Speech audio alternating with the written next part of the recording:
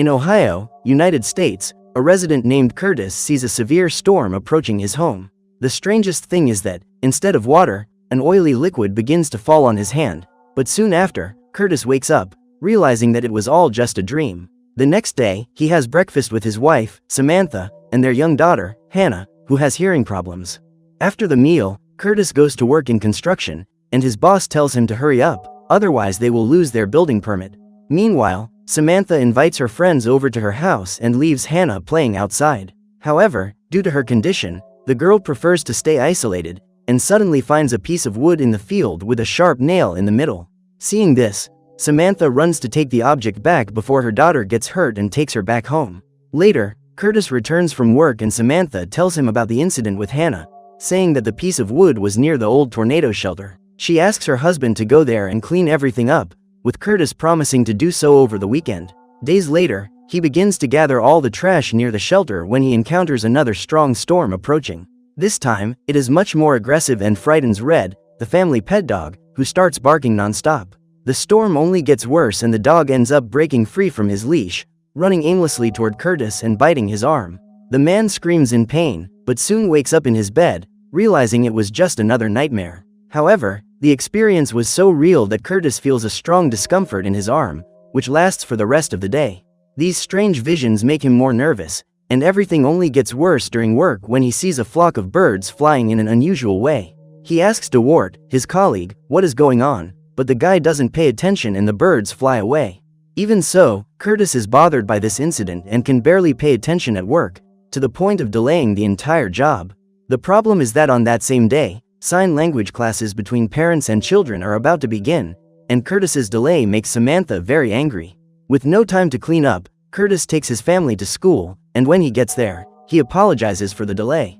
In addition, he tries his best to learn sign language, with Samantha helping him communicate with Hannah.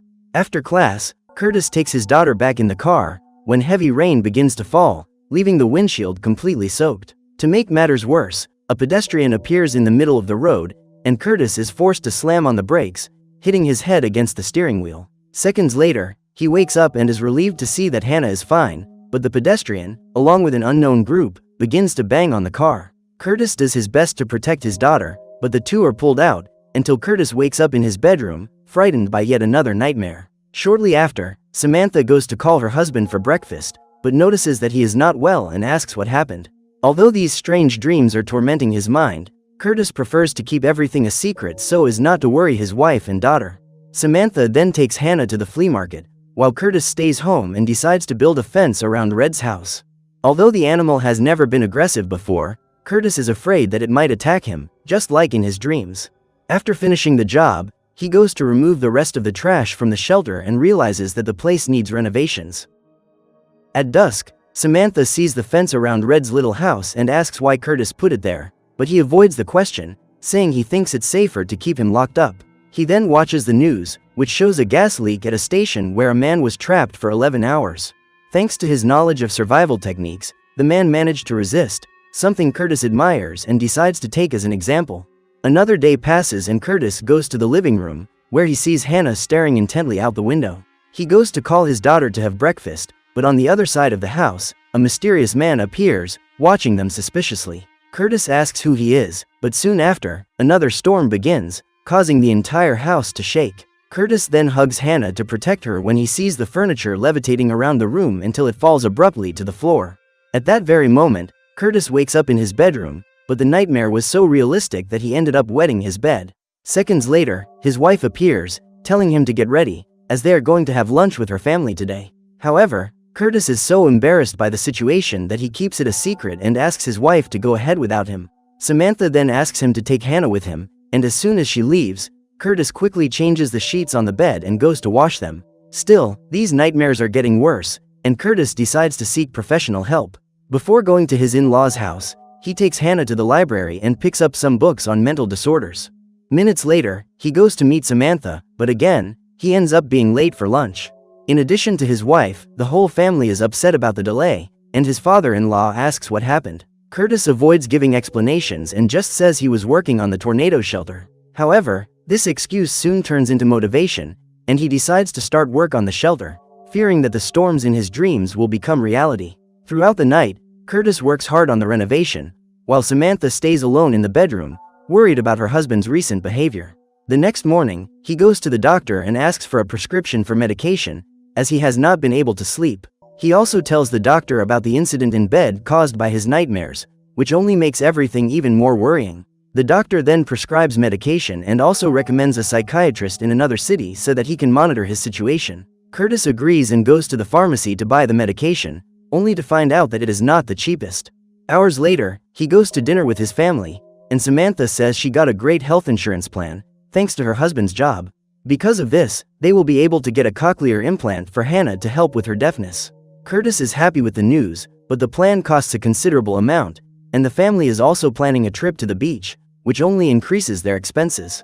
Even with all these concerns, Curtis pretends that everything is fine, and before going to sleep, he takes the medicine prescribed by the doctor. After almost a week of endless nightmares, he finally manages to get a good night's sleep and goes about his routine as usual.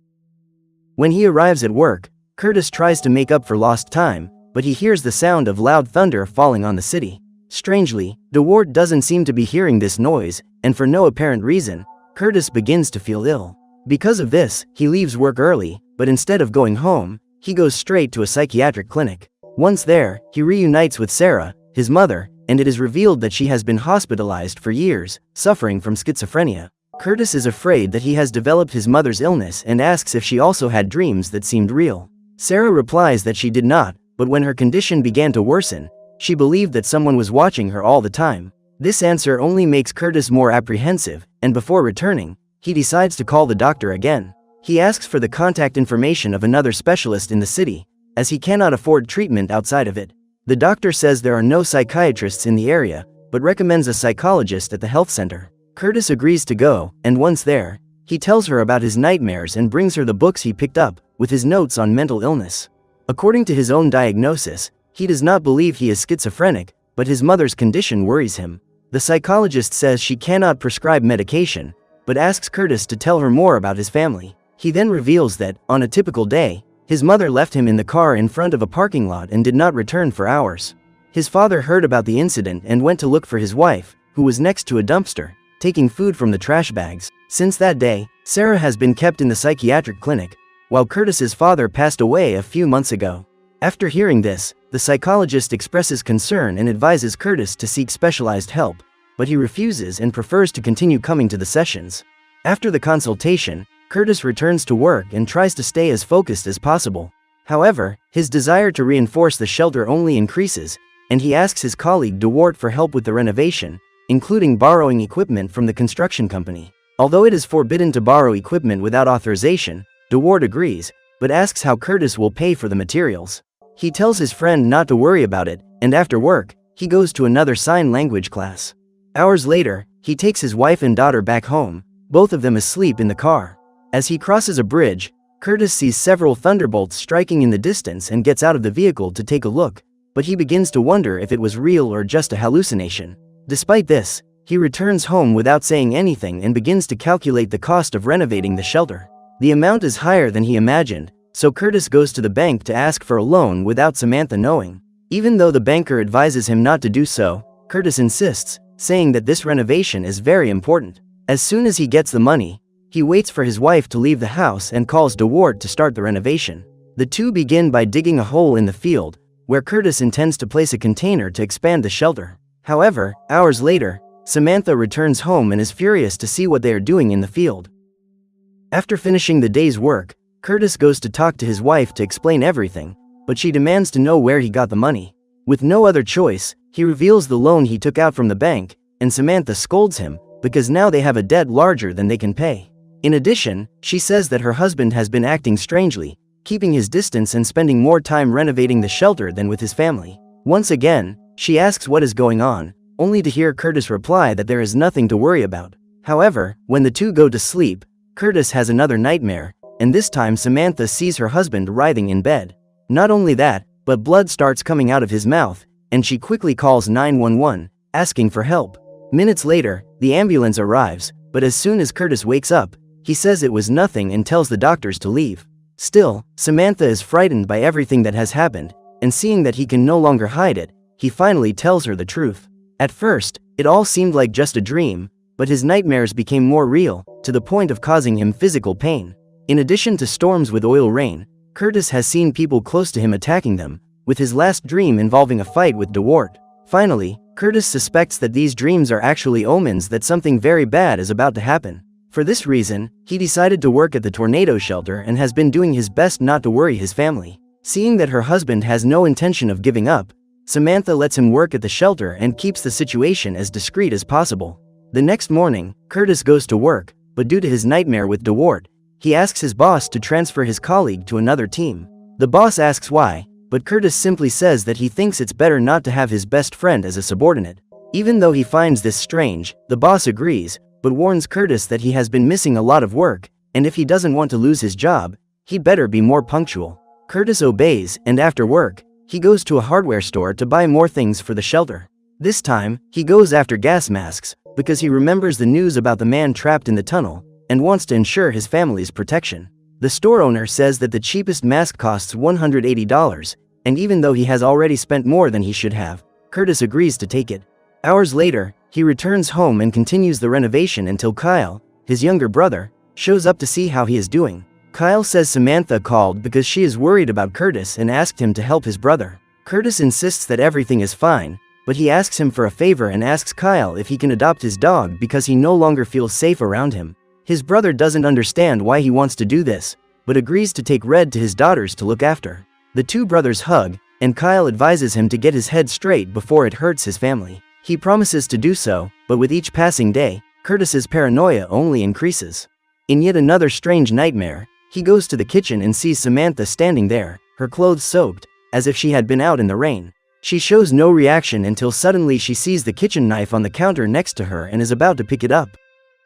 Before that happens, Curtis wakes up from the dream, but this vision was enough for him to think that his wife also wants to hurt him.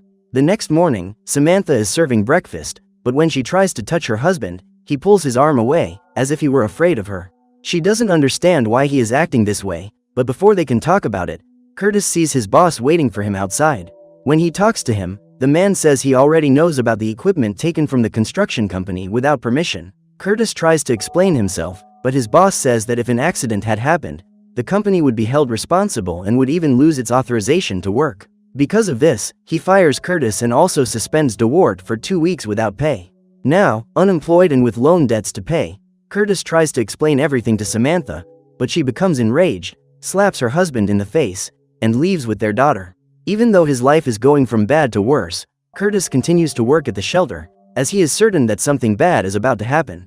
As soon as things calm down, Samantha goes to talk to Curtis, who asks if she intends to leave him. Samantha replies that she doesn't, but they need to resolve the situation before it becomes unavoidable. She then comes up with a plan, in which the two will go to look for new jobs and use Curtis's last paycheck to pay for Hannah's cochlear implant. In addition, she tells him that Curtis will see a psychiatrist as soon as possible, and they will find a way to pay for the treatment. Finally, the couple reconciles, and Samantha asks them to go to dinner at the club, as the family needs to have a normal day.